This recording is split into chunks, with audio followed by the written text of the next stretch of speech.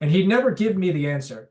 We're just going to go through this. We're going to think about the best way to solve that problem. And we'd sit there for hours. And of course, sometimes that would involve tears. Hi, I'm Tom Drogalis, writer of Divine Power Made Me. You can find me on Instagram at Tom_Drogalis_ and Tom Drogalis on Twitter. And you're watching and listening to Two Geeks Talking. Good morning, afternoon, evening, everyone. Two Geeks Talking is an entertainment industry interview show where we interview the creative people from the comic, film, TV, movie, and video game industries. And of course, I'm your host, Kurt Sasso. We are joined today by a very talented individual. He is a comic creator, a writer. He's a very amazing person in itself because I've gotten to read his incredible comic, Divine Power Made Me. Interesting title, very interesting guest. We are joined by the ever-talented Tom Drogalis. How you doing today? Good morning, Kurt. Pleasure to be here. Thank you for having me. I'm very excited to be able to talk to you this morning. That's good having you here. And by the way, the Drogalis last name, I thought I was going into Game of Thrones there. I mean, it was just, you had a very strong last name and a very interesting comic, and I can't wait to dive into it here. For those that don't know anything about yourself as a creative person, tell us who you are and what you're bringing to Two Geeks Talking today. I only kind of started delving into the writing world a bit more recently. It was about 3 years ago. It was around near the time of when COVID was starting to hit its strides, or when it was at its height. I had always loved comics, comic books, the medium in itself. I really wanted to push myself and do something out of my comfort zone, write a story on a topic that I was very passionate about. I do have a mild writing background, but it was definitely not creative in a sense. It was a bit more strict. My background is in criminal justice and psychology. So most of my writing would probably be more in like research papers. I did one research paper on the effects of like marijuana and schizophrenia. Um, and I think I did a couple of papers on personality disorders. But so as you could kind of imagine, it's a bit of a leap to go from schizophrenia to the topic that I wrote about in Divine Power Made Me. And just to add a little bit more context on the title, because you did mention that it's a more interesting title. I'm a big fan of Dante's Inferno. And Divine Power Made Me is one, in at least in my translation, the one of the words that are above the gates of hell. So it's kind of like a double entendre, where on a lot of the covers you see these horrific monsters, but you have that title that kind of is a stark contrast to what you're seeing on the covers. So Divine Power Made Me, like this god or gods created these monsters, but also created all these other things. So I wanted to look into topics like that. A lot to dive into, obviously, here. It's a great comic, beautiful colors. I love the fact that, now that you mentioned Dante's Inferno, it didn't trigger for me, but now that just in thinking about, obviously, that amazing story in itself and that journey of that particular hero or anti-hero, however you want to call it, depends on your point of view, versus what you created here with Divine Power Made Me, I think is a great juxtaposition when it comes to everything. It's a great story, a great read. What is the pitch of Divine Power Made Me? Yeah. So, I mean, my log line was Virgil, a 14-year-old boy, is executed at the hands of a religious cult and finds himself in the afterlife making a deal with the first god. So we kind of meet the first god in issue one, in that those first 5 pages, the first being is creating, in a sense, this Earth-like planet, and is very afraid because they're kind of just developing sentience as they're just walking around and realizing they're by themselves. I think humanity has done this for a long time, of when they can't explain things, they go to some kind of creationist story. That's how this being, who it happens to be, I think in the beginning it says being is filled with an immense amount of power. The power from essentially the Big Bang accidentally creates the first god. So we get that glimpse of that hulking, muscular horn being, and that is going to be one of the other main characters in the story. I won't tell you how they get introduced or anything like that, although I'd love to. I've always been a big spoiler guy. For example, I read a lot of One Piece, Yeah. and I'm on the One Piece subreddit, and every single week I'm reading those spoilers before the chapter comes out because I'm like, I gotta know what happens, and then I get to read it. So it's like two for the price of one. I get the spoilers at the like early in the week, and then later in the week I get the actual chapter. So it's two for the price of one.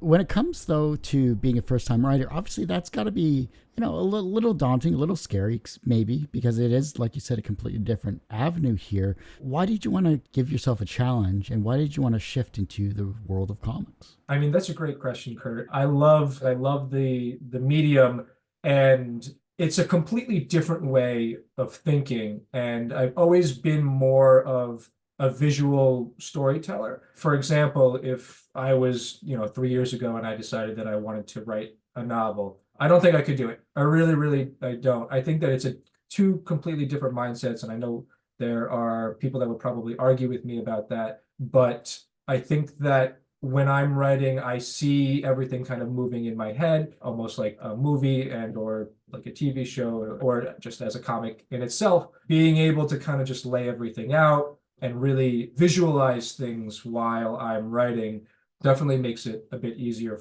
for me personally. Like I was saying a little bit earlier, is the main reason that I wanted to challenge myself is because at the end of the day, I feel like anyone who gets in this field is because they have a story to tell. I had this story about Virgil, a name taken from Dante's Inferno, the main poet, who is the guide of Dante in the book. When I first actually started coming up with the idea, it was much closer to Dante's Inferno.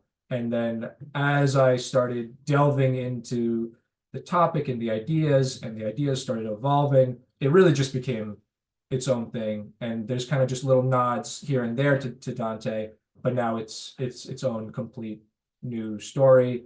And honestly, a lot of the themes changed while writing the story as well. Early on, it was a heavier focus on religious themes, but then the more I started writing, the more it became stories about relationships between people and their family, and family that you end up making instead of family that you're born with. So I really wanted to tackle those themes and look at the moral gray areas of humanity.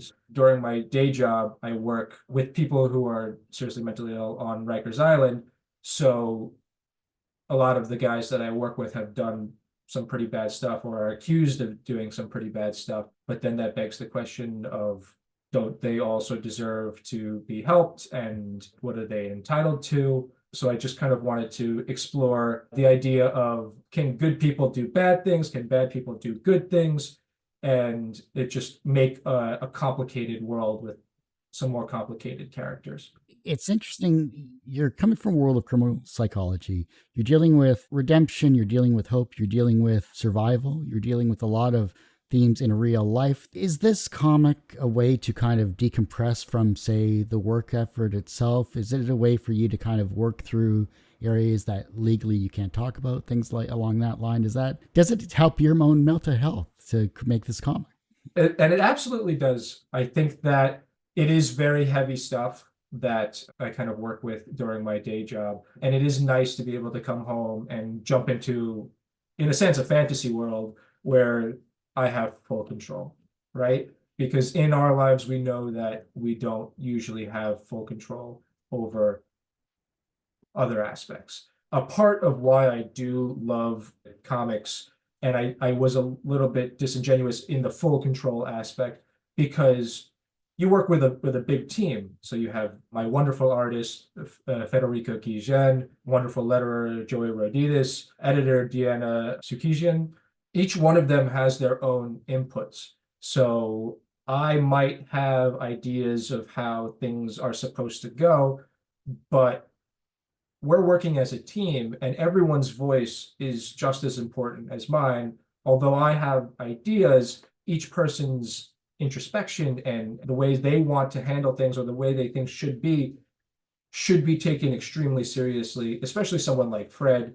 because he is my right-hand man. He's become one of my good friends throughout this process, which is honestly the best part of this whole experience. Is I never thought in a million years that I'd write a comic and then make four new really good friends, which has been fantastic. So it's having that control, but also being willing to give up a little bit of that control to these people that you work with who are also experts in their own right, humbling yourself and saying, I'm not an expert at lettering, I'm not an expert at art, and I'm not an expert at editing.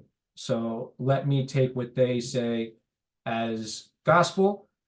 I will fight when I think that I something that I strongly believe in, Sure. but I will take everything that they say extremely seriously. And I know I kind of went a little off tangent on the original question going into a fantasy world, but I think at the heart of it, you're correct, Kurt, that it is leaving that environment. How did you find this team? Because obviously the internet is a wide world of finding anything and everything that you possibly can, legal or illegal. And but when it comes to creative people, it seems to be a fairly easy process. But what was your approach to finding the people you needed to fill in the gaps that you weren't able to do yourself? So the most important was going to be the artist. Without the artist, there is no book. Fred is the person who gave life to basically everything and created all these very, very amazingly detailed characters. But I found Fred scouring Reddit, actually. So Reddit was my main source of looking for artists to hire. I actually found a bunch of my variant artists on Reddit as well for variant covers. Found Fred's art. He was a bit more traditional. I think when I was looking on Reddit, I saw his post on the subreddit Hungry Artists and or Artists for Hire. I saw a page, it was just a black and white cityscape, a comic that he did in the past. I think it was a pigeon comic. And it was a black and white page of a pigeon comic. And for some reason, I'm just like, this guy's great with details. I didn't see any of his color work, but he did have a bit of a manga influence. And I think it becomes much clearer in Divine Power that he's very influenced by manga. And throughout the rest, issues 2 through 6, we really, really lean into the manga element even more so. And in issue 2, one of my favorite panels is something straight out of a manga in Japan. Emailed Fred and I gave him the rundown, my pitch, which is completely different than what we have today, honestly, but he loved it. He even told me, he's like, I'm not really working in comics these days anymore. It's been a while. I'm working more in like video game development. Yeah.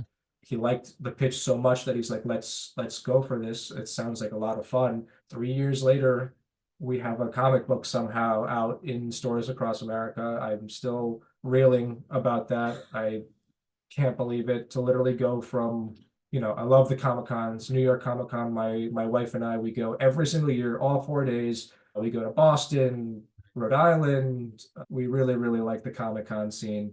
To go from just going to Comic Con to having the possibility of having a book at Comic Con is still absolutely mind boggling. That's how I met Fred.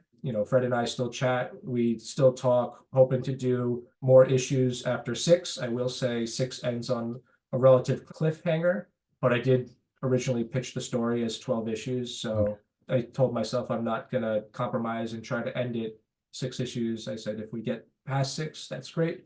If we don't, I'm happy we made it that far. Once I was finished talking with Fred, I pitched the story to a couple of different publishers. I think it was 3 total: Image, Dark Horse, and Scout. Scout got back to us. I talked to some people, talked to some lawyers, and then we said we're going to go with Scout. Scout assigned Deanna to the project. Deanna has also become a very close friend throughout the time we've worked together, and she has given tons of artists to help the project, variant artists, but most importantly, she also recommended Joey, who is the letterer.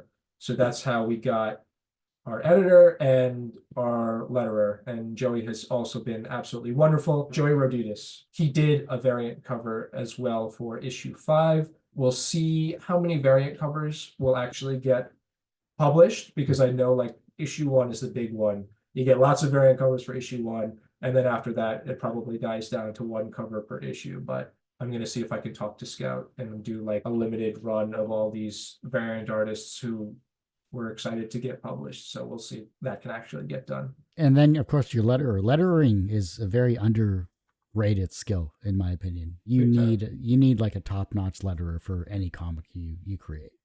Yeah, it elevates comics 100% because when Fred and I first pitched the book, we had a different letterer. It was Fred's girlfriend, although she is extremely talented, and I did like the way that she lettered the book. She had never been a letterer before, so she wasn't really too familiar with the American, I guess, style of lettering. I guess I should also mention that Fred is from Argentina, so is his girlfriend. A little bit of possible cultural differentiations with the lettering. And when I spoke to Deanna, she said we need to get a new letterer. So we did. Obviously, I let her know, and she was fine with that.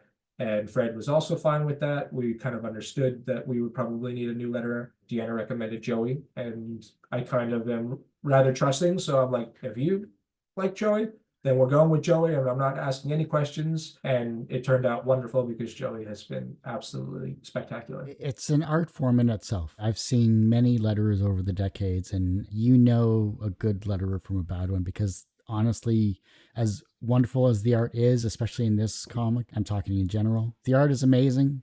If your lettering isn't up to par, it just takes away. It just pulls you away from the story that you're trying to convey. And I'm glad that you found someone, especially with this entire team in Thank itself you. there. That's definitely great to see. Yeah. That was the one thing I loved about this comic from what I got to read. It felt quick, but the pace was good enough that it kept me engaged because every panel, the detail between the dialogue, between the action that was going on with it, it flowed very nicely from panel to panel. So it was a Thank really you. good read overall. Can't wait to see what issue 2 comes, but Thank you. I think it's a definite must read for sure. The fact that you have 6 issues, you want to go to 12, that's a long running series. That is something that you need to have planning. You need to have, your team. You may switch artists down the road. You don't know what's going to happen in the future. What is your game plan and what is the ultimate goal besides getting into stories that you currently have for Mhm. Divine Power Made Be and maybe other projects you have coming up in the future?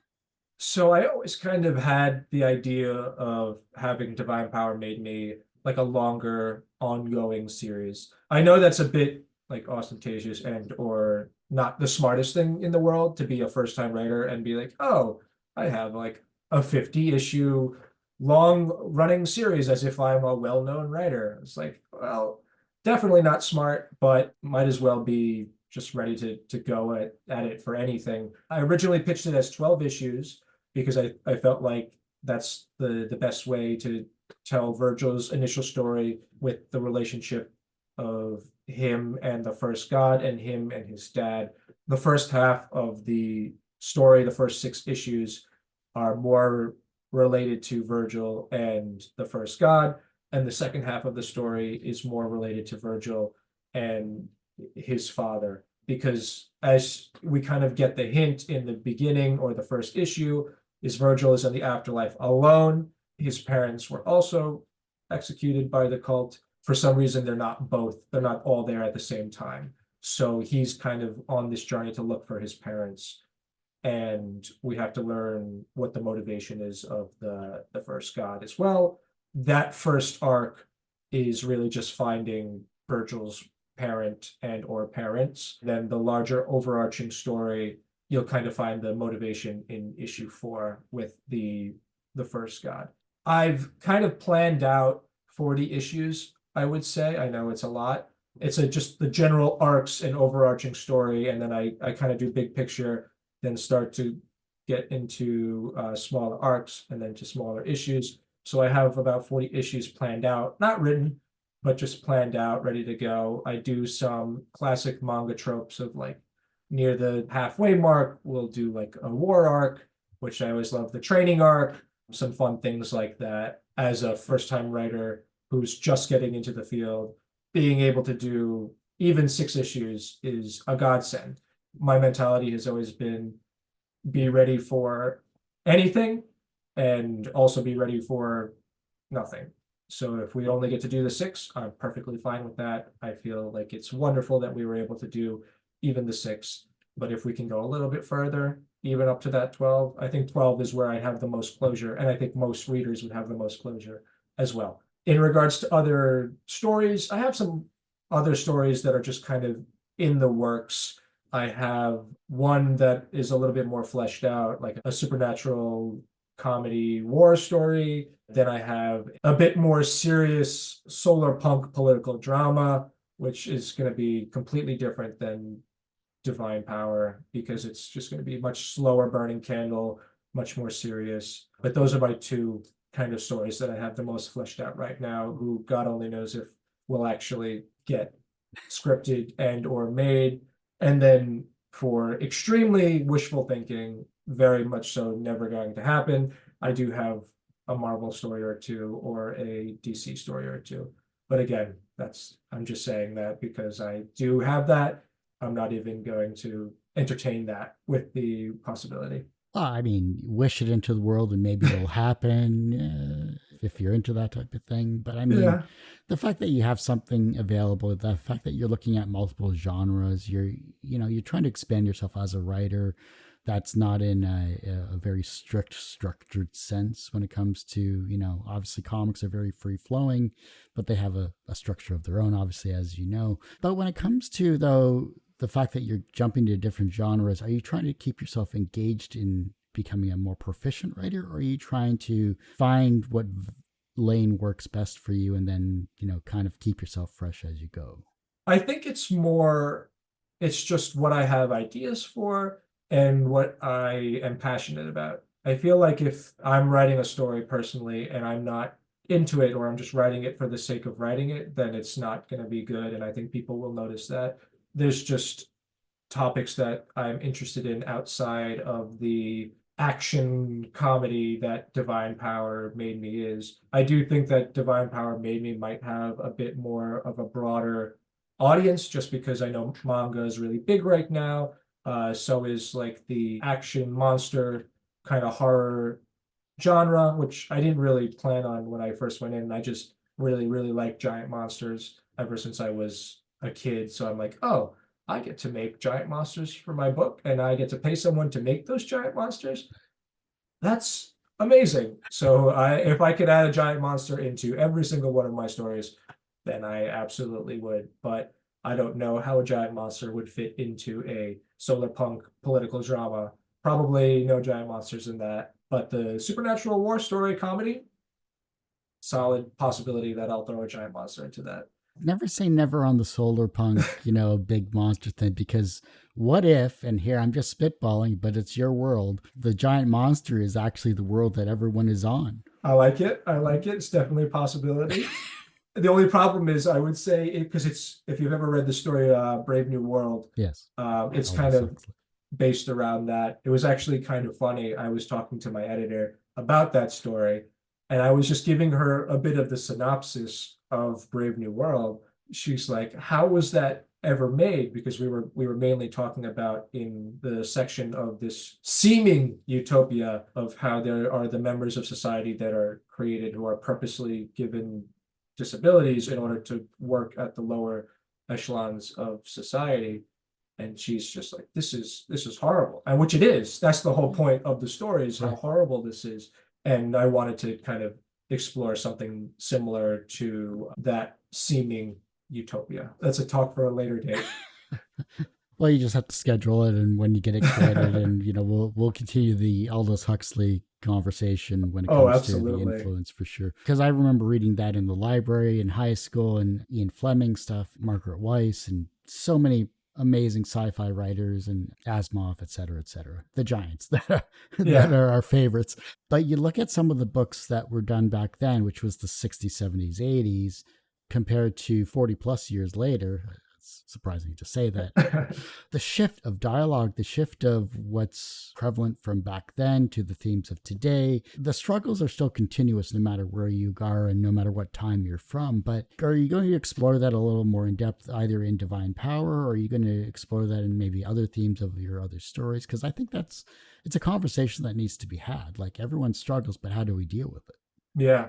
No, I think that's a great question because when I was originally writing Divine Power Made Me, I actually had some thoughts because I believe the original story was more based around like the Judeo-Christian religion. And you can definitely see the influences in the writing of Divine Power now. But my biggest thing is I didn't want to upset people writing about Judeo-Christianity. Mhm. I made up my own religion, made up my own stuff, so no one could kind of be like, oh, this is offensive to religion, blah, blah, blah, because of this, that, and the other thing, just because it's all made up, even though there's going to be influences from stuff that exists, because I don't think anybody can write anything without influences from stuff that exists because we exist. Descartes, I think, therefore I am.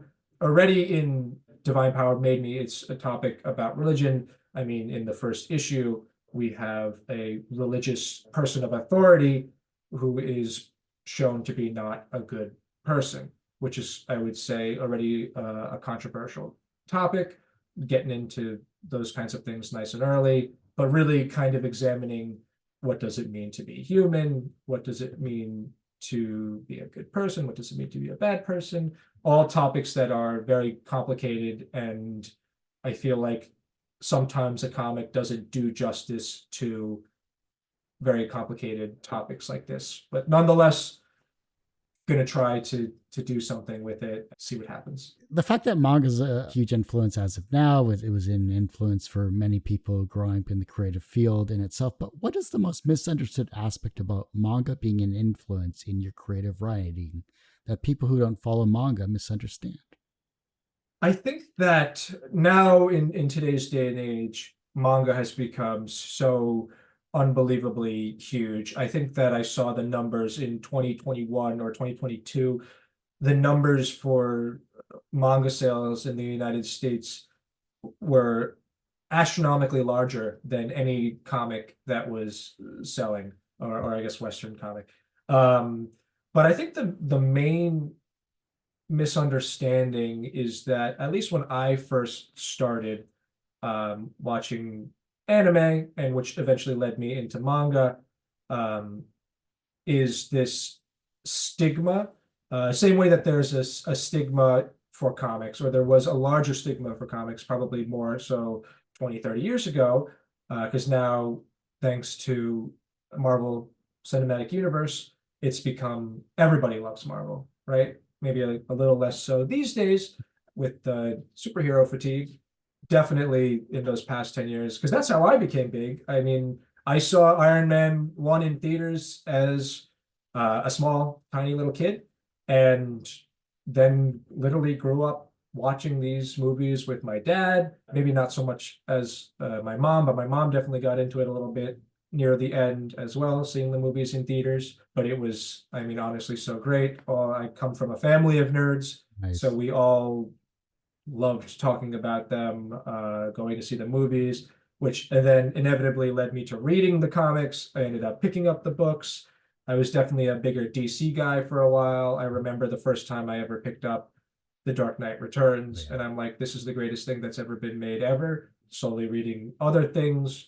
I remember the first time I read like Brian K. Vaughan's Saga, and I'm like, this is something else. This is incredible. But to kind of circle back towards the manga question, that stigma and the language difference, because I feel like I will mostly watch anime with Japanese voice actors, American subtitles, and there was definitely a stigma to that. I remember the first time I ever jumped into something that I had to read while I was watching the entire time, which then inevitably led me to the reading backwards in a sense of manga. Right.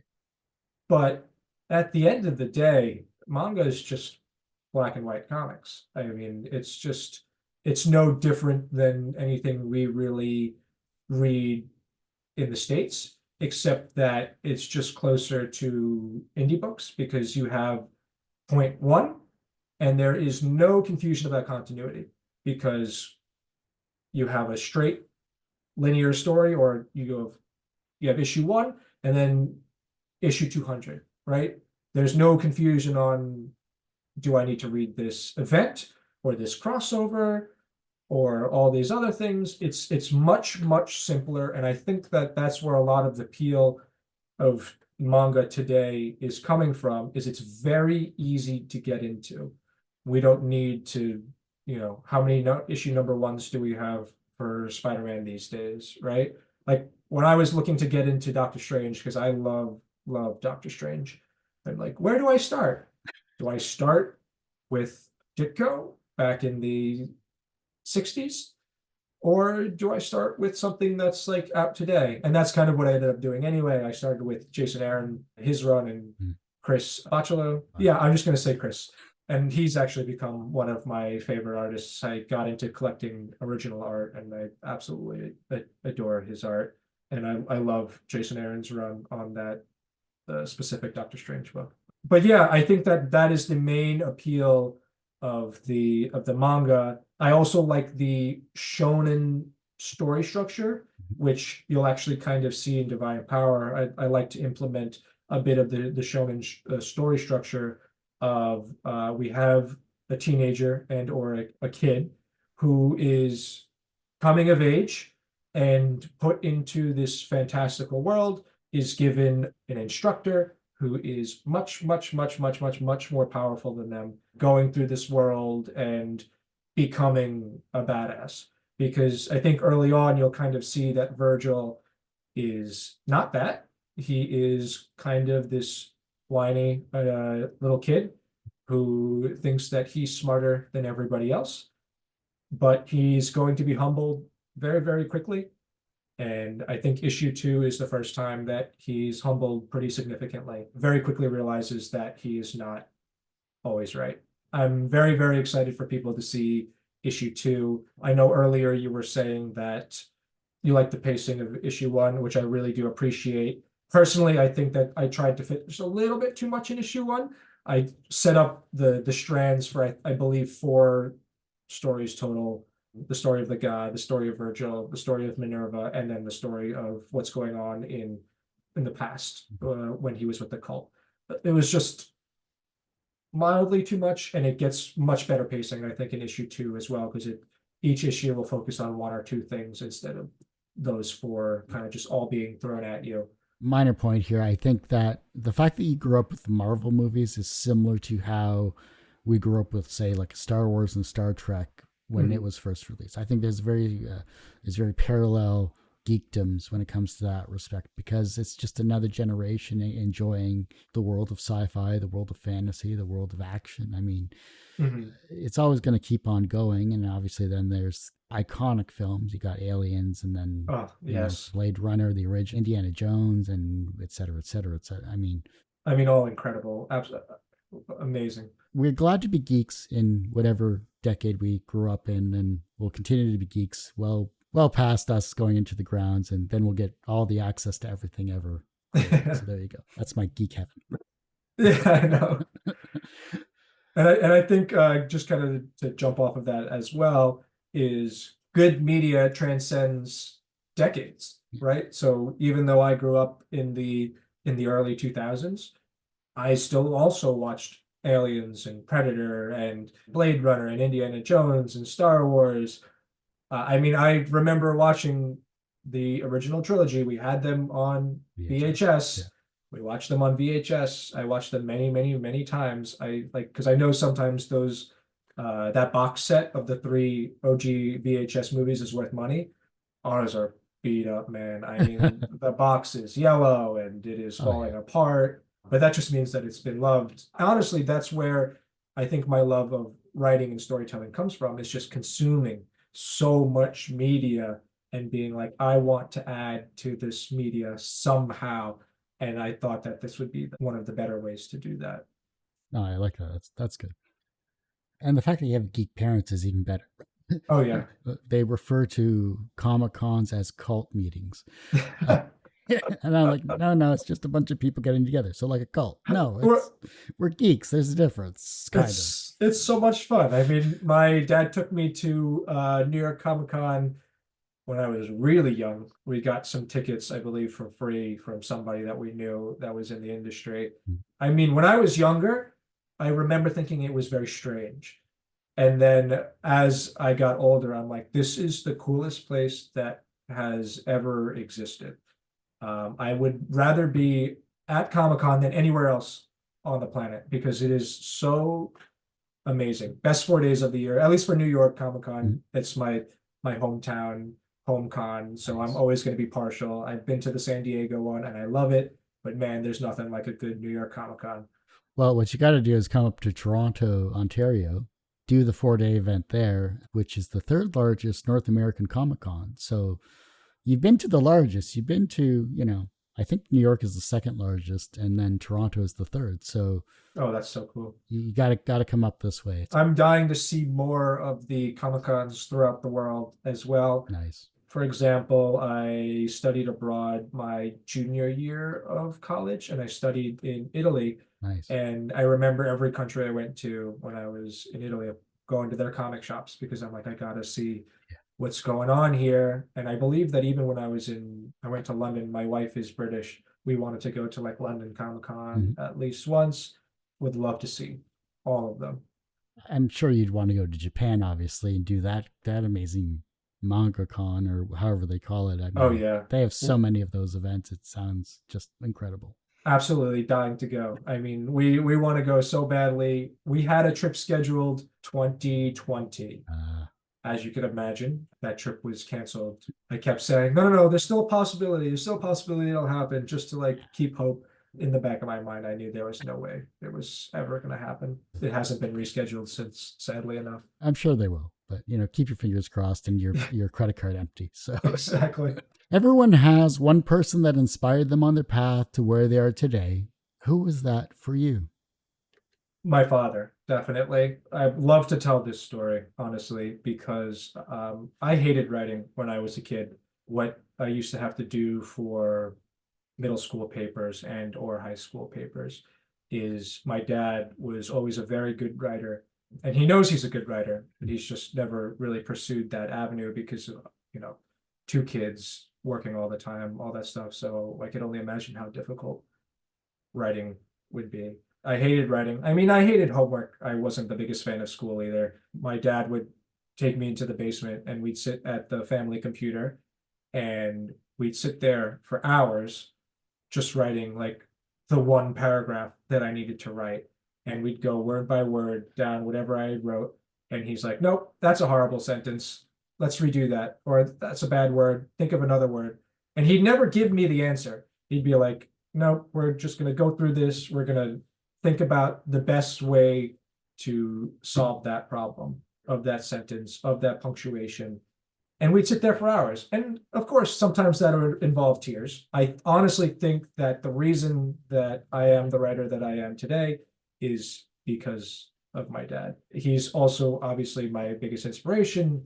I think that, he's got a couple of stories that he wants to tell as well. And I'm really hoping that one day he really finishes whatever stories he has to tell, but he's absolutely my biggest inspiration when it comes to writing. From a professional standpoint, you are now a successful comic writer. So, congratulations on that. Thank you. It is something that many people can't actually say. They always have the idea, but they never execute. So, you have executed. So, you are now in the world of comics. From a professional standpoint, you are successful. Do you consider yourself personally successful? It's interesting that you say that, Kurt, because I, I still don't see myself as like a successful professional writer. It still feels more like a hobby than anything else. And I think it's always just going to be that imposter syndrome at the end of the day.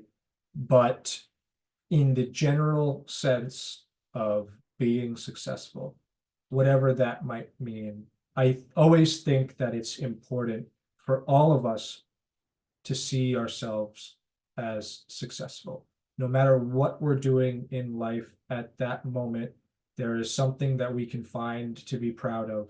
There is something that we are doing that is worthwhile. It doesn't matter how small it is or how insignificant it might seem to you and or me, but it is important and it is worth continuing.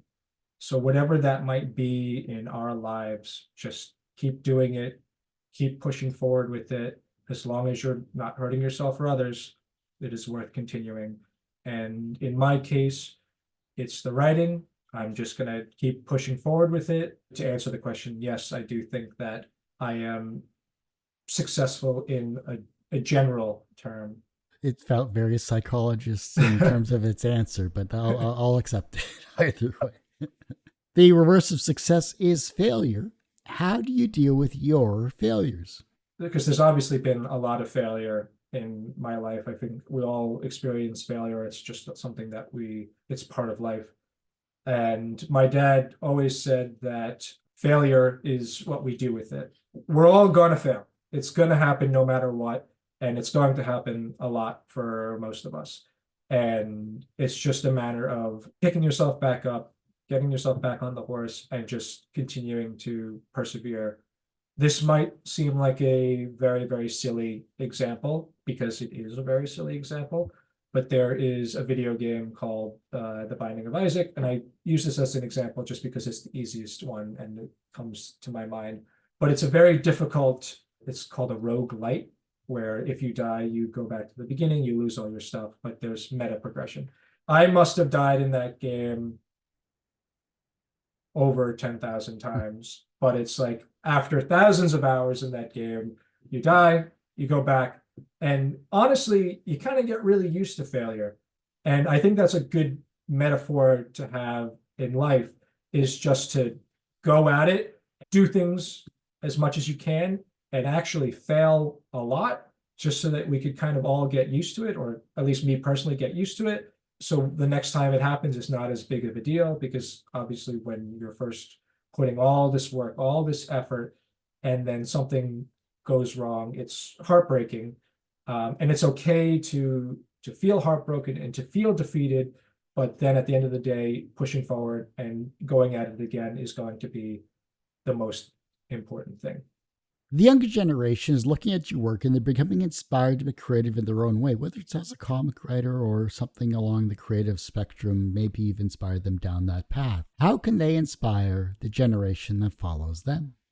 I think that the main thing that I would say is just to keep making comics.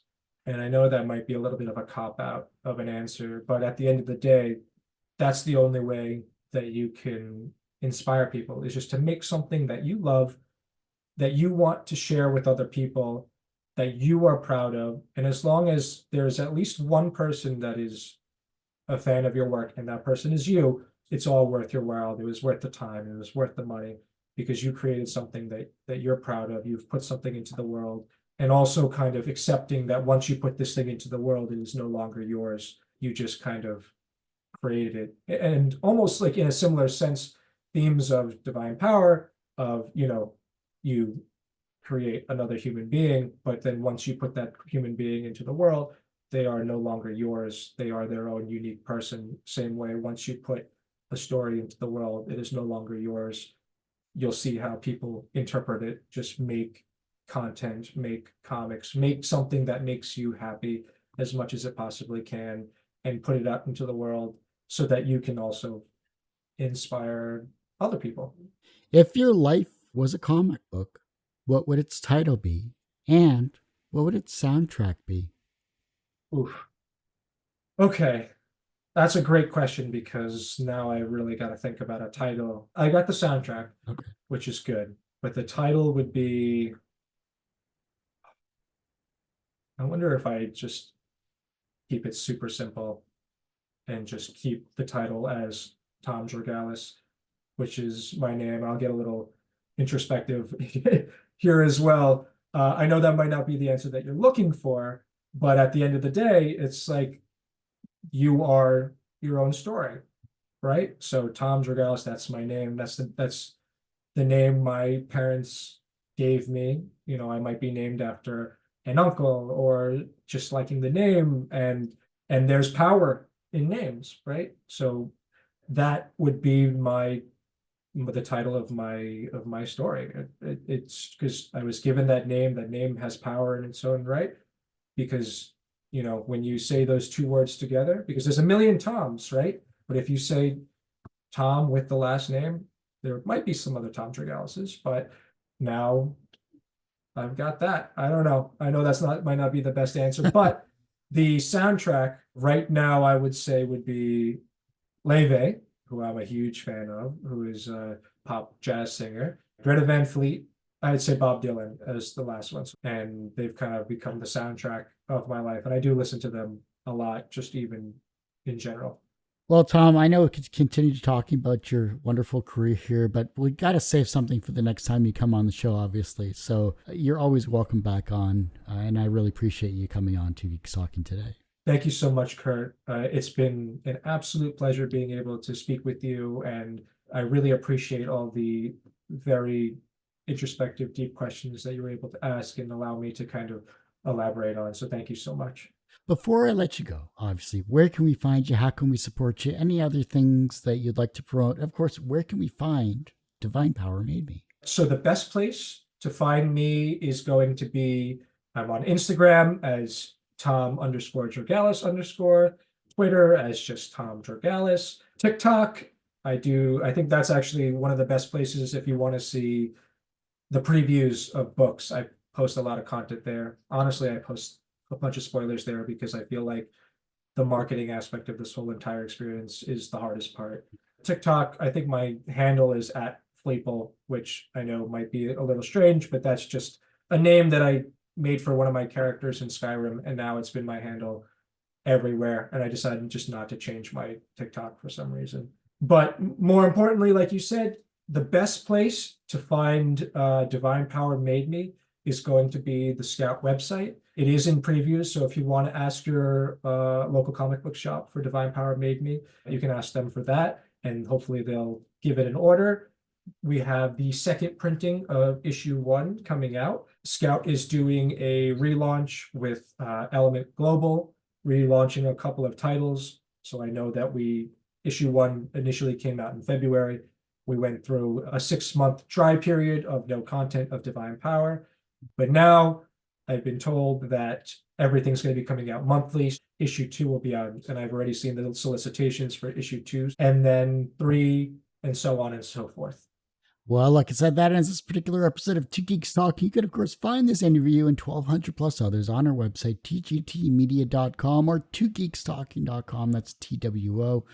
Website's going through complete rebuild because I've been doing this for 15 years, so give me a break. I'm only one person. Find the rest of our interviews, obviously, on our YouTube channel, youtube.com/TGTmedia, and on our podcast, twogeekstalking.podbean.com, or just search Two Geeks Talking wherever you get your podcasts. And as I say every week, everyone has a story to tell. It's up to me to help bring that out. Thanks for listening and watching on Two Geeks Talking.